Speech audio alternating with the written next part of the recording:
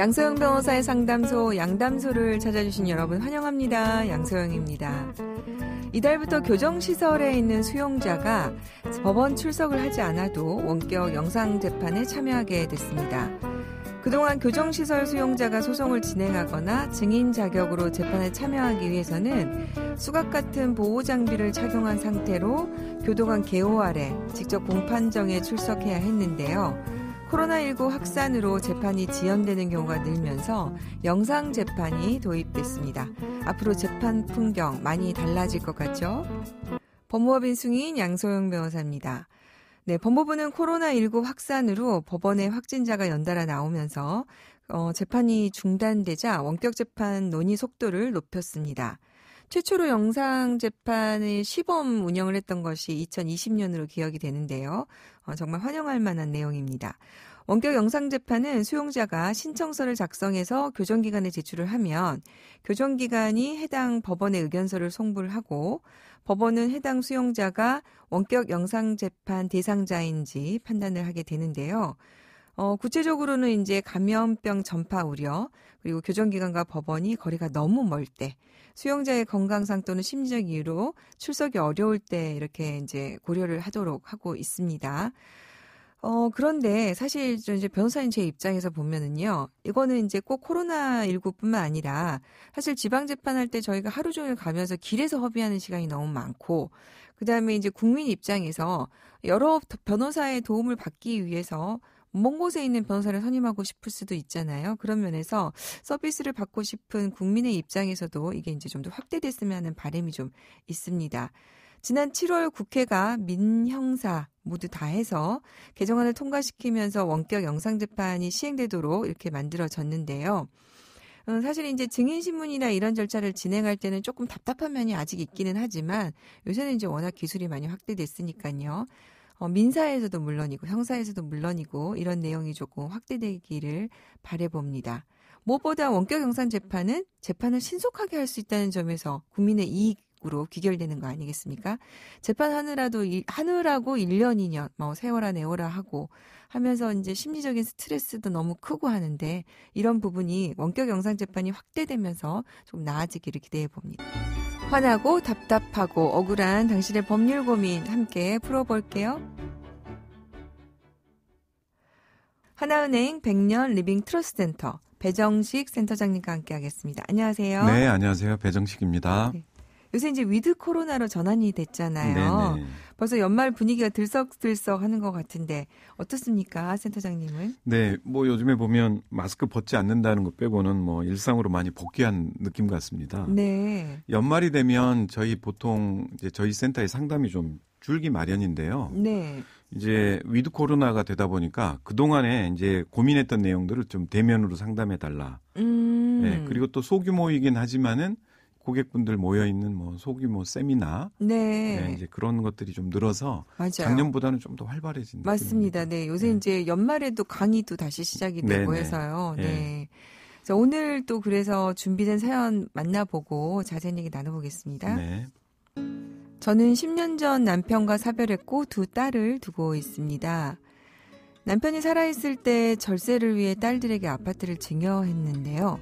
몇 해 전 막내딸이 증여해줬던 아파트를 제게 말도 없이 팔고 급하게 해외로 이민을 떠났습니다. 외손주는 갓난아이 때부터 제가 키우다시피 했는데 지금도 손주가 보고 싶을 때가 많습니다. 막내딸은 늘 돈 문제로 저와 갈등이 많았습니다. 그럴 때마다 책망하는 제가 원망스러웠는지 이제는 제 전화도 받지 않습니다.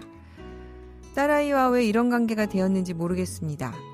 이제 막내딸과는 거리감도 있고 한국에 돌아올 수 없을 만큼 막내딸 신용이 안 좋은 상황입니다. 그래서 제가 살고 있는 아파트를 상속할 때 막내딸은 상속이 불가능할 것 같습니다. 하지만 막내딸의 외손주에게는 할머니로서 도리를 다하고 싶어서 학비 걱정은 없게 지원하고 싶습니다. 제가 세상을 떠나 상속을 해야 할 때 막내딸이 아닌 손주들에게 학원비를 지원하고 싶은데요. 큰딸에게 일을 부탁하니 손사래를 칩니다. 증여세가 문제가 될 수도 있고 오해받고 싶지도 않다고 하네요. 이런 방안을 해결할 방법이 있을까요? 네, 모든 가정 뚜껑을 열어보면 이게 자녀와 갈등 겪는 부모님들이 많이 계세요. 그죠? 네, 오늘 사례도 그런 것 같습니다. 막내딸과 굉장히 갈등의 골이 깊어 보이네요. 네, 그렇습니다. 상속 관점에서 본다면 막내딸에게는 상속을 하기가 쉽지 않아 보입니다. 그러니까요. 지금 하고 싶지 않다고 또 얘기하고 계시잖아요. 네네. 신용이 안 좋다 보니까 아무래도 재산을 상속했다가는 낭패를 당할 수 있을 것 같습니다. 네네. 또 본인 뜻에 다르게 또 그렇죠. 처분할 써볼 수 수도 있으니까. 있겠죠. 네. 네.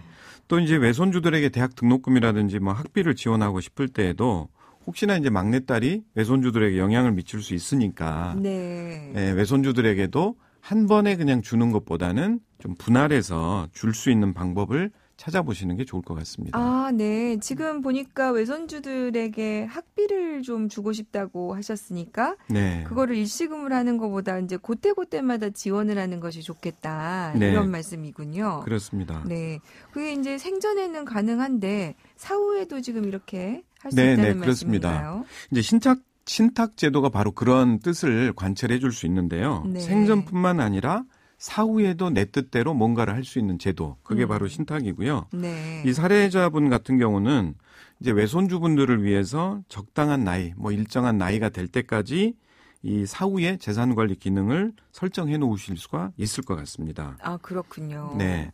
일반적으로 우리가 재산을 상속할 때 뭐 원하는 방법이다. 그러면 이제 유언장 작성하는 방법하고 또 신탁 방법을 설정을 할 수 있는데요. 네. 유언장은 상속이 그냥 발생해버리면 재산 분배되고 그냥 종료가 돼버리겠죠. 네. 그런데 이제 신탁은 내가 상속이 발생하더라도 그 뒤에도 누군가를 위해서 관리할 수 있고 또 집행할 수 있는 그런 제도이기 때문에 네. 사례자분의 고민을 해결할 수 있을 걸로 보여집니다.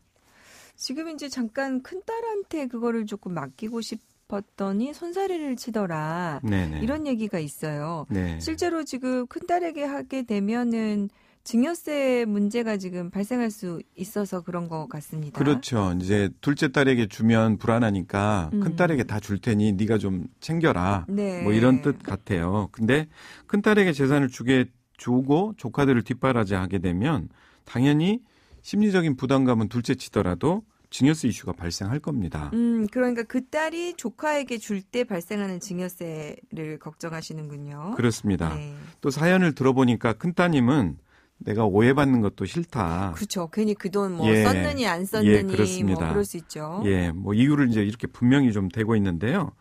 요즘 자녀 세대분들 보니까 당사자가 돼서 개인들이 직접 재산에 대한 관리나 상속 뭐 협의하고 분배하는 이런 부담이 크게 좀 느끼고 계시는 것 같습니다. 네. 저도 이제 상담했던 뭐 유사한 사례가 있는데요. 네네. 두 아드님이 계셨고요. 큰 아들이 네. 먼저 사망을 해서 유언장을 작성을 해두셨습니다. 어머님이. 둘째하고 사망한 큰 아들의 대습 상속인인 손주에게 상속을 해주시는 걸로 작성을 하셨죠. 네. 근데 이제 유언장이 있는데도 불구하고 저희 센터를 찾아온 이유는 집행 때문에 서로 얼굴 보는데 굉장히 얼굴을 붉힐 것 같다. 네, 그렇게 해서 대면하기가 싫다. 네. 이런 자녀들의 이 관계를 알고 센터를 찾아오셨죠. 그래서 이제 이렇게 상속을 집행하는 것이 이 금융기관이라든지 제3자를 통해서 선택을 하면 부모의 뜻이 뭐 얼굴 붉힐 필요도 없이 이렇게 집행되다 보니까 그런 걸 선호하는 분들을 많이 보게 됩니다. 네. 옛날처럼 그렇게 이제 친인척들 간의 왕래나 이런 것도 네. 많지 않고 뭐 그러다 보니까 이제 조카하고도 직접 대면하는 걸 좀 부담스러워하는 사람들이 네. 있군요. 예. 네. 그러면 센터장님이 이게 이제 가족 간의 이견도 없고 부모님이 정해놓은 대로 집행을 할 수 있으니까 이런 현실적인 심리적인 부담에서 벗어날 수 있을 것 같네요. 네, 그렇습니다. 아무래도 이제 서로 집행할 때 갖는 그 어떤 부담감 네. 이런 데서 자유로울 수 있을 것 같습니다. 그래서 이제 이런 신탁 제도를 활용하면 가족들끼리 가지고 있는 이 미묘하면서도 껄끄러운 그런 문제들을 해결할 수 있지 않을까 생각이 듭니다. 네. 요새는 그래서 이제 저희도 뭐 협의를 할 때 당사자들끼리 하다 보면은 감정적이어서 오히려 더 협의를 그르치는 수가 있어서 예. 아예 이제 협의를 뭐 이혼 같은 경우나 상속 같은 경우에 협의부터 먼저 해달라는 분들이 늘고 네, 있어요. 바로 이제 이런 분위기 때문에 그런 거군요. 네. 네. 가족들 간의 관계도 이렇게 이제 제3자가 끼어야 된다고 하니까 좀 씁쓸한 점은 있지만, 네. 그래도 이거를 또 해결할 방법이 있어서 또 다행이라는 생각도 같이 듭니다. 네. 아무래도 예전하고 다르게 가족들 관계가 좀 다르다 보니까 네. 이런 어떤 새로운 방법들이 도출이 되는 것 같습니다. 네. 오늘 또 이렇게 현실적으로 도움을 받을 수 있는 방법에 대해서 잘 설명해 주셔서 감사드리고요. 다음에도 또 부탁드리겠습니다. 네. 오늘은 하나은행 백년 리빙 트러스트 센터 배정식 센터장과 함께했습니다. 감사합니다. 네, 감사합니다. 양소영 변호사의 상담소 양담소는 내일 또 문을 엽니다. 끝곡 넬의 스테이 들려드릴게요. 양소영이었습니다.